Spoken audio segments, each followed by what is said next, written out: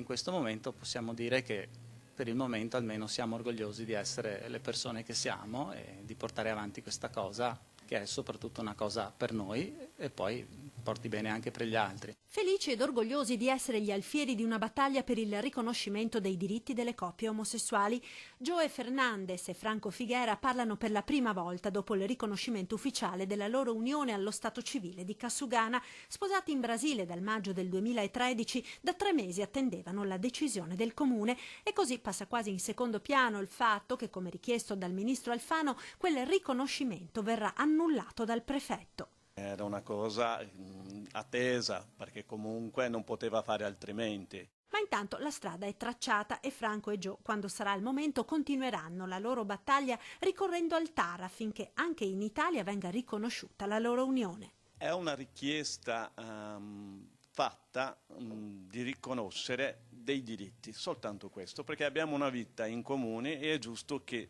ciascuno di noi sia tutelato da un punto di vista giuridico. Il cammino forse è ancora lungo, ma il clima culturale sta cambiando anche in una città di provincia come Treviso. Abbiamo avuto un'accoglienza spettacolare delle persone, di tutti quelli che conosciamo, ma anche di quelli che non conosciamo, perché anche della Marche stessa abbiamo avuto gente che ci ha chiamato, ci ha dato gli appoggi, le felicitazioni, vogliamo chiamare di mille modi, però è stata una cosa molto bella, abbiamo avuto veramente un affetto, sentito questo delle persone. E così Franco e Joe auspicano che l'anno appena iniziato porti dei cambiamenti anche sul piano dei diritti civili. Ne abbiamo tutti bisogno, ognuno per le proprie motivazioni e quindi speriamo che sia un anno di novità.